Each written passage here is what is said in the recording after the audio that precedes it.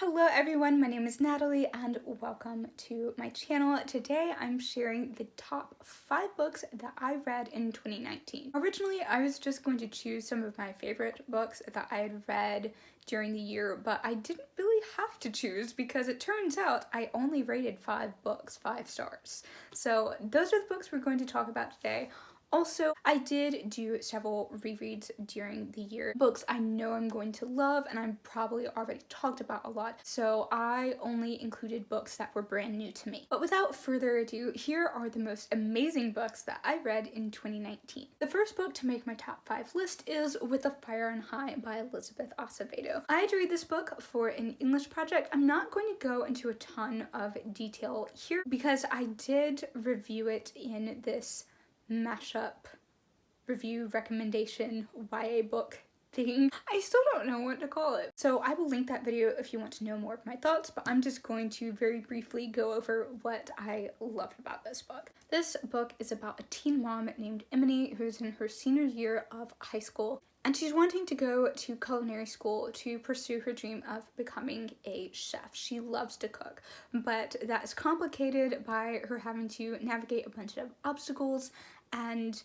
balance school and work with taking care of her grandmother and baby, in addition to her own personal desires. This book beautifully explores the concept of family and complicated family dynamics. I loved Emily's relationship with her grandmother and trying to stay connected to her Puerto Rican and African heritage through cooking. Her relationship with her father, who lives in Puerto Rico most of the year, is very painful, raw, and complicated. And her trying to navigate what she feels about him is just really moving. I also thought the portrayal of teens in this book was really realistic and relatable. Emily goes through a great character development arc.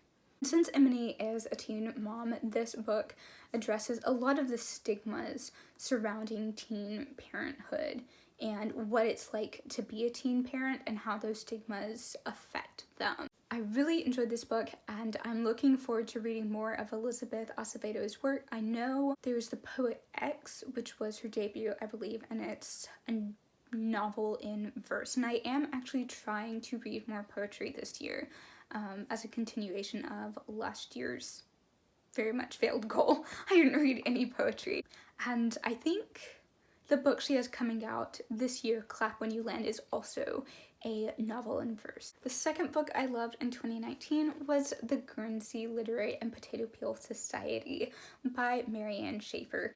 This book is basically a love letter to books and to readers. It follows Juliet Ashton, a writer who is trying to find inspiration for a new book. She ends up being contacted by this man who has come to own a book that used to be hers. It had her address in it, and they end up corresponding regularly. This man is from the island of Guernsey, which was occupied for most of World War II, and they're completely cut off from the rest of the world. Juliet learns that the People's Hope survived through what was basically a book club. So it's a story of the people of Guernsey as well as Juliet's own relationship with them. It's an epistolary novel. It's written primarily in letter format, which some people might not like, but I loved it. It had a very intimate atmosphere to it. I especially loved Juliet's letters to Sydney, her best friend and publisher. There's just so much wit and tenderness in them. I really loved the characters and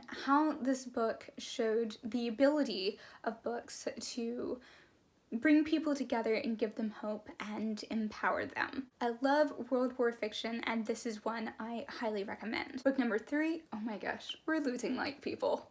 It's only 3 o'clock, what?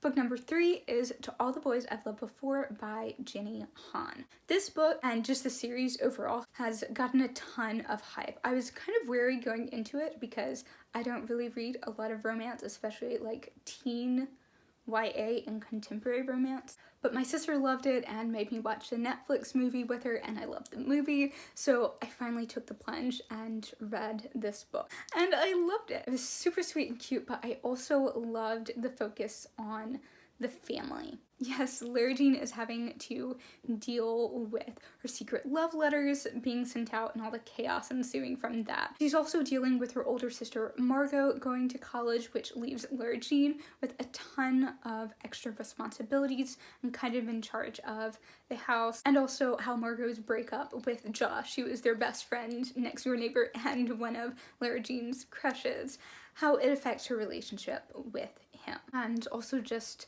her whole relationship with her little sister, Kitty. I really love that part. Even though the whole love letter situation seems pretty unrealistic, she herself is a very realistic and relatable character to me. Now, as much as I love this book, I didn't like the sequel, P.S. I Still Love You. In fact, it made it onto my list of worst books of 2019, but I still want to read the last book in the series to see how it all resolves, because there's a lot of drama in book 2 that just really needs to be sorted out. The fourth book I want to share with you is My Cousin Rachel by Daphne du Maurier. This is another book I've talked about in a lot of detail in another video. Books I've been loving, and I will link that below, and I will continue to rave about it. This follows a young man named Philip after the death of his cousin Ambrose, who, despite being a self-proclaimed woman hater, ends up marrying a woman named Rachel. Philip believes that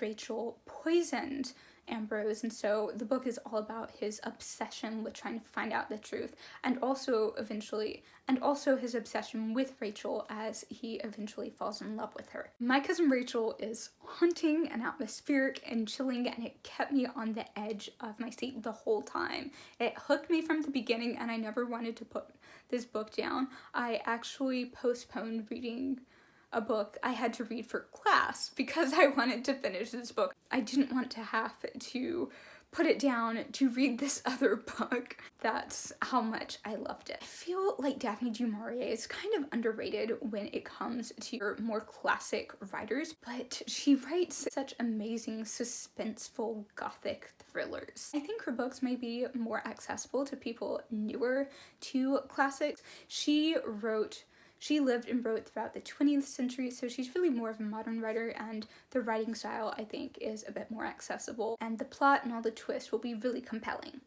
We have finally arrived to the last book on my list, and my absolute favorite for the entire year, and that is Letters to the Lost by Bridget Kimmerer. This is the second year in a row that a book I read at the very beginning of the year and absolutely loved has stayed my absolute favorite for the entire year. In 2018, it was Strange the Dreamer, and it's happened again. This book follows two teens, the first one being Juliet, who is the daughter of this famous photojournalist who died in a car crash. And she writes letters and leaves them on her grave. And then you get introduced to Declan, who is doing community service at that same cemetery, finds one of Juliet's letters and and on an impulse writes back. They start writing anonymously to each other and helping each other process their personal griefs, unaware that they know each other in real life, and there's a lot of tension that starts rising as they get closer to the truth. This book is absolutely breathtaking. The characters are just so realistic in their portrayal of grief, how it affects you, the different ways different people process and show grief, and how dealing with loss affects their relationships with other people. They're pretty well developed, true to life, and consistent in their characterization. And there are just some really beautiful developments. Even some of the side characters get their own developments. They don't stay flat and one-dimensional and just there to prop up the main characters. And Rev, oh my gosh, I love him. I might even love him more than the main characters. His friendship with Declan is just so beautiful and moving in its vulnerability and their willingness to support each other through what they're going through. I feel like it's kind of rare to see such a tender, emotional, vulnerable relationship between male characters in literature, and I really loved it. Thankfully, we get more Rev because he has his own book more than we can tell. This book also has some epistolary elements. Writing ends up being a major vehicle for Juliet and Declan to process and understand their feelings, and this is something that's very special to me because I often do the same thing. When I was younger, I used letter writing as a way to communicate with people close to me, whether it was an apology or having a difficult conversation about something we needed to address, or just telling them I loved them. And it was how I helped understand my own feelings. Overall, the difficult concepts in Letters to the Lost are very well and gracefully executed. Other than the writing aspect, this book is very special to me for another reason. A few days after Christmas in 2018, my great aunt, who I was pretty close to, died suddenly. I was unable to go to her funeral. My dad and I had commitments that we really could not change last minute.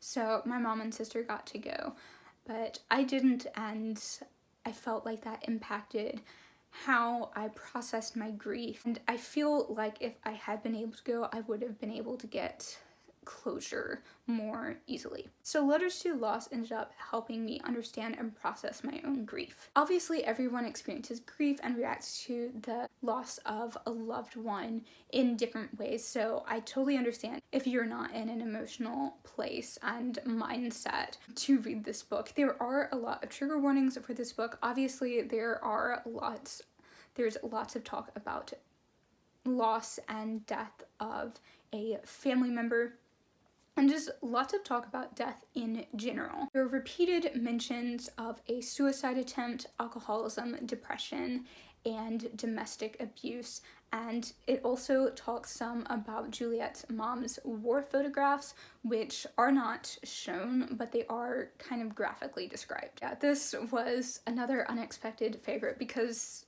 I don't read a lot of contemporary, but it holds a very special place in my heart, and I highly recommend you read it.